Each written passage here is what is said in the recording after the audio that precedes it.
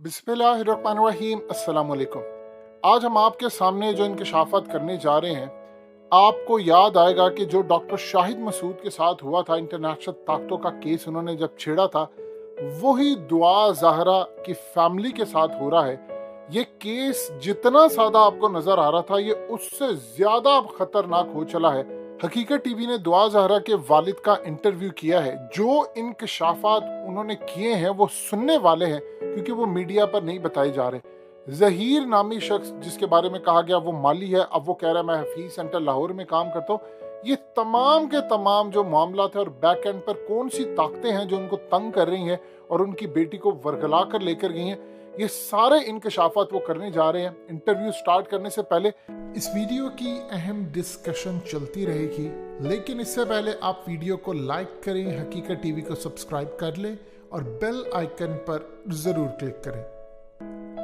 चंद चीजें आपको दिखा देते हैं। ये दुआ ज़हरा का पासपोर्ट है जो आपकी स्क्रीन पर चल रहा है। इसके मुताबिक उनकी जो एज है वो 14 साल है। अब आप सोचिए, या तो पासपोर्ट जारी करने वाले झूठे हैं, फिर इसी तरह उनका जो बर्थ सर्टिफिकेट है उसके मुताबिक भी वो 14 साल की हैं। ये आप देख लें कि उनकी फैमिली का निकाह नामा है, उनके वालिद और उनकी वालदा का, इसके मुताबिक आपको अंदाजा हो जाएगा। फिर ये तमाम डॉक्यूमेंट्स बता रहे हैं, इवन के आपकी स्क्रीन पर दुआ ज़हरा का कोरोना सर्टिफिकेट है, इस पर भी एज 2008 लिखी हुई है। इसका मतलब सारे इदारे झूठ बोले, सारे सर्टिफिकेट जारी करने वाले साथ मिले हुए थे। ये क्या इंकशाफात है, सीधा आपको लेकर चलते हैं दुआ ज़हरा के वालिद के पास और उनसे इंटरव्यू का आगाज करते हैं। एंड तक आपने इंटरव्यू देखना है, बड़े भयानक इंकशाफात होने वाले। तो चलिए इंटरव्यू शुरू करते हैं। काज़मी साहब, बहुत शुक्रिया हकीकत टीवी को वक्त देने के लिए।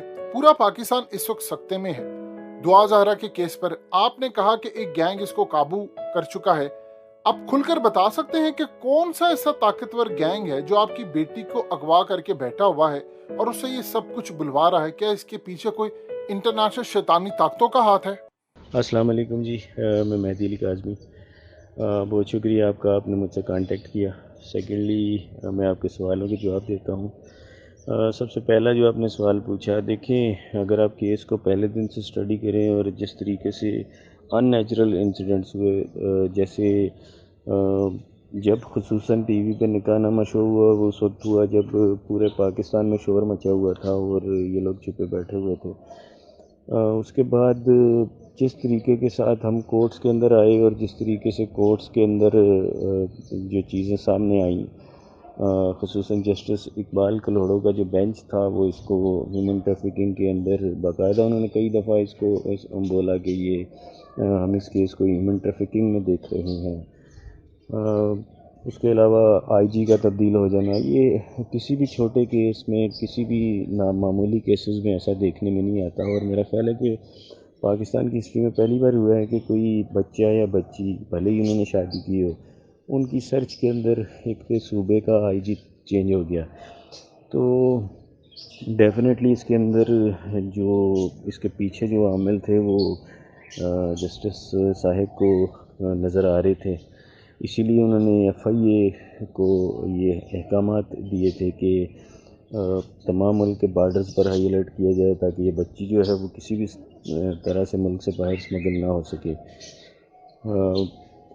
बहुत अनफॉर्चुनेटली उसके बाद जो चीज़ें हुई, मैं उसकी तफसील में नहीं जाना चाह रहा क्योंकि बहुत दफ़ा मैं बता चुका हूँ। जिस तरीके से हम इसे फिर एक हाजिर सर्विस मिनिस्टर मैडम शहला रज़ा, देखें ये मेरी अकेले की आवाज़ नहीं थी, उन्होंने भी इस केस को ख़ुसूसन जब से निकाहनामा शो हुआ था, यानी 10वें दिन से वो मेरे साथ इन टच थी और पहले दिन से ही वो इसे मॉनिटर कर रही थी जब से ये केस मीडिया में आया। तो यकीनी तौर के ऊपर अगर एक मिनिस्टर, हाजिर सर्विस मिनिस्टर, ख़ुसूसन अभी जो हमने कराची में जो चीफ मिनिस्टर उसके बाहर एक धरना किया था फवारा चौक से सीएम हाउस की तरफ जब हम जा रहे थे और जहाँ पे हमें रोका गया, तो वहाँ पे जो धरने से खिताब में भी उन्होंने यही कहा कि मैं आज भी यही कहती हूँ कि ये इसके पीछे एक मुनज़्ज़म गैंग है और इसमें बहुत सारे इस तरह के लोग शरीक हैं। तो एक हाजिर सर्विस मिनिस्टर का ऐसी बात बोलना میرا خیال ہے کہ اور پھر آئی جی صوبے کا تبدیل ہو جانا اور ایک بینچ کا باقاعدہ یہ بولنا کہ یہ ہیومن ٹریفکنگ کی طرف ہے، تو یہ بات سوچنے والی ہے کہ اس کیس کے پیچھے کیا عوامل ہیں۔ ابھی بھی آپ دیکھیں کس سسپیشیس طریقے سے بچی کو ریٹرن لے کر گئی ہے پولیس، پھر مجھ سے ملنے نہیں دیا گیا، جو کہ بالکل ان نیچرل تھا۔ جتنے بھی کورٹ میرج کے جتنے بھی کیسز ہوتے ہیں اس میں بچے کو جو بیٹی ہوتی ہے یا کوئی وہ اس کو اپنے والدین سے ملایا جاتا ہے، لیکن ہمارے کیسز میں ایسا نہیں ہوا۔ تو یہ چیزیں جو ہیں وہ کلیئر انڈیکیشن ہے کہ اس کے پیچھے کچھ نہ کچھ عناصر تو کار فرما تھے۔ پھر آپ ایک اور چیز دیکھیں کہ جی ایک بغیر وکیل کے ایک ایسا بندہ ظہیر احمد جو کورٹس میں پیش ہوا ایز اے مہمان، حالانکہ وہ ملزم تھا اور مین ملزم تھا، لیکن وہ کورٹ میں پیش ہوا اور اس کا کوئی وکیل بھی نہیں تھا، سیکنڈ پارٹی کی طرف سے کوئی وکیل تھا ہی نہیں، لیکن جو حکومتی نمائندہ تھا اس جگہ کے اوپر وہ ایڈیشنل جنرل صاحب وہ ظہیر احمد کی وکالت کرتے نظر آئے۔ تو یہ بہت ساری سسپیشیس چیزیں اس میں دیکھنے کے اندر آئیں، اور یہ یقینی طور پہ جو ہے وہ معاملہ کچھ اور تھا جسے کچھ اور دے دیا گیا۔ اینی ویز کیس تو ابھی بھی چل رہا ہے اور ہم ابھی بھی اپنی جنگ لڑے ہیں اور انشاءاللہ لڑیں گے۔ آپ کی بیٹی کا انٹرویو لاہور میں ایک یوٹیوبر نے کیا، آپ نے کہا وہ انٹرویو پلانٹڈ تھا اور اس اینکر کے خلاف قانونی کارروائی کا اعلان کیا۔ آپ کو کیوں لگتا ہے کہ وہ انٹرویو جعلی اور پلانٹڈ تھا؟ دیکھیں وہ جس ماحول میں انٹرویو ہوا وہ ڈیفینیٹلی ایک عجیب سا ماحول تھا، جس طریقے سے اس میں اسے میں تو اسے جیسے آپ نے پلانٹڈ انٹرویو کا ورڈ دیا، میں اسے 100% پلانٹڈ ہی کہوں گا۔ اس میں مخصوص سوالات پوچھے گئے جو آلریڈی بچی کو بتائے گئے تھے کہ یہ پوچھا جانے پہ یہ بتایا جانا ہے۔ سیکنڈلی میرا کوئی وہ جو خاتون یوٹیوبر ہے میرا ان سے کوئی ذاتی لڑائی تو ہے نہیں، انہوں نے میرے پر ذات کے اوپر جو ہے وہ بے بنیاد الزامات لگائے تھے، جس کے اوپر میں نے انہیں آلریڈی لیگل نوٹس بھیجا ہوا ہے، اور چونکہ اس وقت میری مین فوکس کیس کے اوپر ہے تو اس چیز کو ہم جو ہے وہ بعد میں دیکھیں گے۔ انٹرویو انہوں نے لیا، اس چیز سے میرا کوئی لینا دینا نہیں ہے، کوئی بھی جا کے انٹرویو لے سکتا ہے، بلکہ انہوں نے لیا۔ میں تو یہ کہوں گا کہ شاہد سپلین، مہرین سپلین، ماریا علی، بشرا شکیل اور دوسرے اینکرز کو بھی جا کے ان کا انٹرویو لینا چاہیے تاکہ پتہ چلے حقائق کیا ہیں۔ بالکل ایک سائڈ سے انٹرویو دلا دینا انہوں نے دیا، اس کے بعد انہوں نے دو بالکل ان نون یوٹیوبرز پکڑے اور ان سے انٹرویو دلا دیا، تو کویسچنز وہی ریز کیے گئے جو پہلے انٹرویو میں تھے، تو یہ شک کو تقویت دیتے ہیں۔ یقیناً وہ انٹرویو پلانٹڈ ہی تھا، اس میں تو کوئی شک کوئی دو رائے والی بات نہیں ہے، لیکن جو میں نے آپ کو بولا کہ وہ اگر انٹرویو ہی کروانا ہے تو وہ تو پھر کسی ایسے نیوٹرل بندے کا کروانا چاہیے جو نیوٹرل ہو۔ تو ایک بندہ جو شروع سے ایک سائڈ لیتا آ رہا ہے، آپ اسی کو وہی انٹرویو کر رہے ہیں، تو اس کے اوپر کون یقین کرے گا؟ دعا زہرا کے انٹرویو کے دوران جامع شیری کی بوتل اور شربت رکھا جاتا ہے اور دعا زہرا سے اس کے فیوریٹ ڈرنک کے بارے میں پوچھا جاتا ہے، اور اینکر اس کو اشارہ کر کے کہتی ہے کہ جامع شیری کی طرف کہ تم نے یہ کہنا ہے۔ کیا کبھی آپ نے کسی کیس میں ایسی چیزوں کو دیکھا ہے؟ آپ کس نگاہ سے اس انٹرویو کو دیکھتے ہیں؟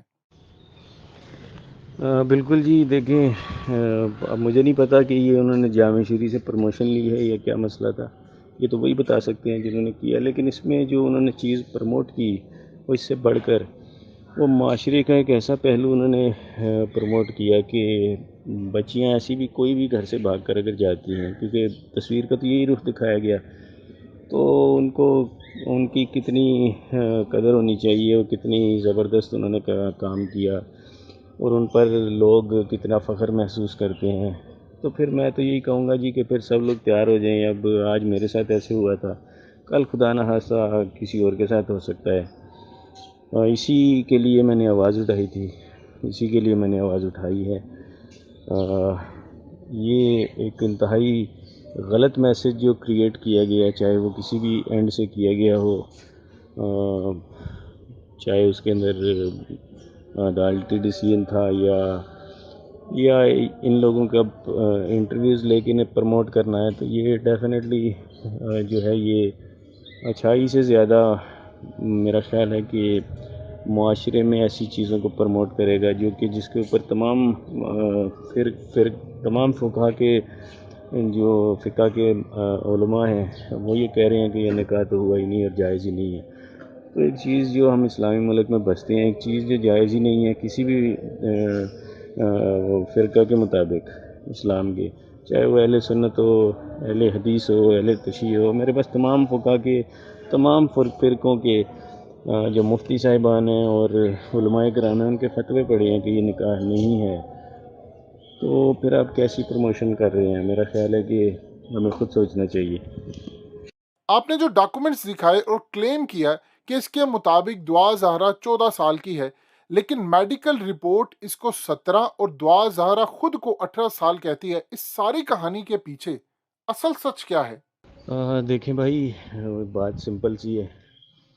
میری شادی ہوئی تھی 2005 میں 7 مئی کو، اور ابھی 17 سال بنتے ہیں شادی کو، 17 سال 1 مہینہ۔ جب یہ انسیڈنٹ ہوا تھا اس وقت میری شادی کو 16 سال 11 مہینے بنتے تھے، اور آپ اسی دن سے اسی تاریخ سے دیکھیں گے، کیونکہ جس دن کوئی انسیڈنٹ ہوتا ہے اور کرائم ہوتا ہے یا کوئی واقعہ پیش آتا ہے، آپ اسی دن سے تاریخ کا اندازہ لگاتے ہیں۔ اگر یہ واقعہ یہ کیس لیٹ سے 10 سال چلتا رہے گا تو اب 10 سال بعد نہیں دیکھیں گے کہ بچی تو اب 26 27 25 سال کی ہو گئی ہے، آپ یہی دیکھیں گے کہ بچی ایگزیکٹ ڈیٹ پر کتنی ایج کی تھی۔ تو بچی کی ایج 13 سال 11 مہینے تھی۔ میرے پاس جو ڈاکومنٹس ہیں وہ ایویڈنس ہیں۔ سیکنڈ چیز، میں آپ سے سوال کرتا ہوں کہ آپ کو اپنی ایج کا کیسے پتہ ہے؟ یقیناً آپ کے والدین نے بتائی اور آپ کے پاس ڈاکومنٹیشن پروف ہے۔ اب اگر آپ یہ کہیں نہیں یار میرے ابا نے میری ایج غلط بتائی، میں تو 70 سال کا ہوں اور آپ کی ایج ہے 20 سال، تو کیا کوئی مانے گا اس چیز کو؟ اس کیس میں بھی ایسے ہی ہے۔ بچی جو ہے وہ میری جب کورٹ میں آئی تو سب لوگ کہہ رہے تھے یار یہ تو چھوٹی سی بچی ہے، اور صاف نظر آ رہا ہے کہ اس کی ایج وہی ہے جو آپ بتا رہے ہو۔ ایک ہوتا ہے ایویڈنس جو کہ آپ کے ڈاکومنٹیشن ایویڈنس ہوتا ہے، اس کے علاوہ میرے پاس وہ ڈاکٹرز حضرات جو کہ میرے فیملی ڈاکٹرز ہیں، کل ان کا بھی انٹرویو آیا اور انہوں نے بھی کہا کہ یار 2005 میں نے آپ کی شادی کا کارڈ میرے پاس آیا تھا، چونکہ وہ ہمارے بڑے قریبی فیملی ڈاکٹر ہیں تو انہیں ایچ اینڈ ایوری تھنگ انہیں پتہ ہے، اسپیشلی جو بچی، یہ میری بیٹی اور میری باقی بیٹیاں ہر مہینے ڈیڑھ بعد کوئی نہ کوئی آپ کو پتہ ہے بچہ بیمار رہتا ہے، اور خصوصاً کووڈ میں تو آپ بہت زیادہ وہ کرتے ہیں، کووڈ ٹائم میں تو انہیں پتہ ہے کہ یار میں کس طریقے سے بچوں کو لے کر آتا ہوں۔ تو وہ ان کا ایک انٹرویو تھا اور وہ حیران ہو رہے تھے کہ یار یہ کیا ڈاکومنٹیشن کو کیوں نہیں مانا گیا، اور پھر جب ٹیسٹ کیا گیا وہ ایک بغیر کوئی بورڈ بٹھائے وہ ٹیسٹ کر دیا گیا، ایک سنگل ایم ایل او نے کیا۔ تو یہ سب چیزیں جو تھیں وہ غلط تھیں، فیک تھیں۔ جو ٹیسٹ تھا ڈاکومنٹیشن پروف مانا جانا چاہیے تھا، انہوں نے نہیں مانا، لیکن نو ایشو، ہم میڈیکل بورڈ بنانے کی عدالت سے ریکویسٹ کریں گے کہ ایک میڈیکل بورڈ پراپر بنائیں، اور اس کے بعد بچی کی ایج سامنے آ جائے گی۔ دعا نے کہا گھر سے بغیر پیسوں، بغیر فون اور شناختی کارڈ کے نکلی۔ بغیر شناختی کارڈ کے ایک جگہ سے دوسری جگہ جانا مشکل ہو جاتا ہے، تو دعا زہرا کا نکاح بغیر شناختی کارڈ کے کیسے ہو گیا، اور کس طرح وہ ایک صوبے سے دوسرے صوبے بغیر شناختی کارڈ کے سفر کرتی رہی؟ بالکل سر، میں یہی تو تب سے سوال کر رہا ہوں کہ ایک آپ یہاں سے اگر ٹریول کرتے ہیں نا، آپ بس میں بیٹھتے ہیں تو آپ کا شناختی کارڈ چیک ہوتا ہے ٹکٹ لیتے ہوئے، تو یہ کیسے ہو گیا کہ ایک ٹیکسی جو اس نے کل انٹرویو میں کہا جی ایئرپورٹ ٹیکسی تھی، تو آپ کو پتہ ہے ایئرپورٹ ٹیکسی، ایئرپورٹ سروس پر آپ جب جاتے ہیں ایئرپورٹ پہ جو جتنی بھی ٹیکسی سروس ہوتی ہیں، چاہے وہ میٹرو ہو، چاہے وائٹ کیب ہو، چاہے کوئی بھی ہو، وہاں پر جب آپ جاتے ہیں وہ آپ کا آئی ڈی کارڈ دیکھتے ہیں اس وقت جب آپ out of the city travel کر رہے ہوں، اور ایون ان سٹی کے اندر بھی وہ آپ کا فون نمبر اور کارڈ وغیرہ چیک کرتے ہیں۔ تو یہ ایک سراسر بے بنیاد قسم کا جھوٹ تھا، کہ میں اٹھی اور میں خود چلی گئی، ایسا کچھ بھی نہیں ہوا. یہ لوگ انہیں لے کر گئے ہیں، اور اب ظاہر سی بات ہے انہوں نے اپنا معاملہ کور اپ کرنے کے بعد یہ سارا مدعا اس کے سر کے اوپر ڈال دیا کہ آپ یہ بولو. ظاہر ہے بچی ان کے قبضے میں ہے، وہ جو بولیں گے اسے بیچاری کو بولنا پڑے گا، اور اسی چیز کے لیے میں فائٹ کر رہا ہوں. اور میں ظاہر ہے اسے، وہ اپنے لیے تو کچھ کر نہیں سکتی، تو میری جنگ اس لیے چلتی رہے گی. دوسری چیز اس کے اندر، جیسے آپ نے کہا کہ نکاح نامہ، مولوی نے نکاح نامے کے لیے شناختی کارڈ نہیں دیکھا. دیکھیں، یہ پاکستان کا جو سسٹم ہے انفارچونیٹلی بہت، کیا میں اس کے لیے بول سکتا ہوں. وہاں پہ نکاح خان جو تھا، جب یہاں آیا اسے پکڑ کر لایا، اس نے انکار کر دیا کہ میں نے یہ نکاح پڑھایا ہی نہیں، کیونکہ اسے پتہ تھا کہ انڈر 14 شادی ہے. بعد میں پولیس نے جو رپورٹ بنائی اس میں وہ ایج اس کی 16 سے 17 سال ڈال دی، تو وہ سب چیزیں انہوں نے انورس کر لی. یقینی طور پہ جب بھی کوئی نکاح ہوتا ہے تو شناختی کارڈ چیک ہوتا ہے، اور بغیر ولی کے تو کوئی نکاح ہوتا ہی نہیں، چاہے کوئی بھی فقہ ہو. بچی چھوٹی ہو تو اس کے بغیر ولی کے نکاح نہیں ہوتا. اور فقہ جعفریہ میں تو کنواری لڑکی چاہے اس کی ایج کوئی بھی ہو، بھلے ہی وہ 23 24 25 سال کی ہو، اس کا نکاح نہیں ہوتا جب تک اس کا ولی اس کے ساتھ موجود نہ ہو. ظہیر نامی لڑکے نے کہا کہ وہ لاہور میں حفیظ سینٹر میں موبائل کا کام کرتا ہے. کیا آپ نے کسی سے تصدیق کروائی ہے کہ وہ وہاں پر کام کرتا ہے، یا صرف ایک یہ کہانی ہے؟ نہیں جی، مجھے اس چیز کا علم نہیں ہے. اب میں بالکل نہیں جانتا کہ وہ کیا کرتا ہے. کورٹ کے اندر جب پولیس آئی تھی اور جب جج صاحب نے ہیومن ٹریفکنگ سے ریلیٹڈ ریمارکس دیے تھے، تو اس سے پہلے جو آئی جی صاحب، نیولی اپائنٹڈ آئی جی صاحب تھے غلام نبی میمن، انہوں نے بولا تھا کہ بچہ مالی ہے. تو پولیس رپورٹ کے مطابق تو وہ جی مالی ہے. اب وہ پنجاب یونیورسٹی کو کور اپ کرنے کے لیے وہ کچھ اور بول رہے ہیں، تو اس میں میں کیا کہہ سکتا ہوں. صحیح، جو حفیظ سینٹر سے ریلیٹڈ اور موبائل بیچنے سے ریلیٹڈ ہے، یقیناً یہ کہانی ہی ہوگی، کیونکہ پہلے شروع سے کچھ اور بولا گیا اور اب کچھ اور بولا جا رہا ہے. عدالت میں ایک سفید رنگ کا لباس پہنے مشکوک شخص آتا ہے. کیا آپ بتا سکتے ہیں کہ وہ کون شخص ہے جو دعا زہرا اور ظہیر کو ہر طرف سے گھیرے ہوئے ہے؟ کیا وہ کسی خفیہ طاقتوں کا مہرہ ہے؟ اس کا اس کیس سے کیا تعلق ہے؟ دیکھیں جی، میں ان کو نہیں جانتا وہ کون ہے. میں نے جو میرا ان صاحب سے ایک ہی ایشو ہے، وہ یہ ہے کہ جی میری فیملی کی خواتین کو انہوں نے دھکے دیے. میری بچی کو وہ ہاتھ سے پکڑ کر لے کر آئے، اس کے کندھے پہ انہوں نے ہاتھ رکھا ہوا تھا، اس کے پیچھے وہ ہاتھ رکھ کے لا رہے تھے.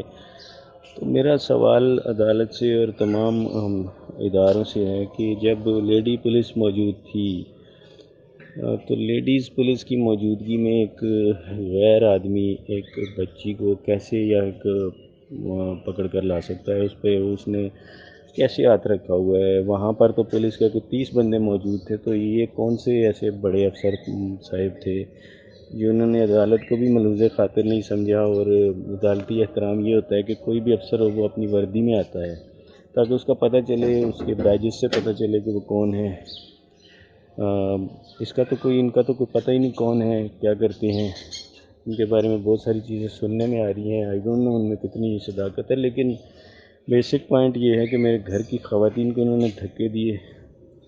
اس کا کلیئرلی ویڈیو ایویڈنس موجود ہے، اور ویڈیو ایویڈنس یہ بھی موجود ہے کہ میری بیٹی کو جس طریقے سے یہ پکڑ کر لے کر جا رہے تھے یا لا رہے تھے، یہ ان کو اس کا جواب یقیناً دینا پڑے گا، اور پوچھنا چاہیے ان سے کہ یہ کس طریقے سے ایسے کر سکتے ہیں، خصوصاً اس صورت میں جب کہ بچی کے گرد لیڈی پولیس موجود ہے.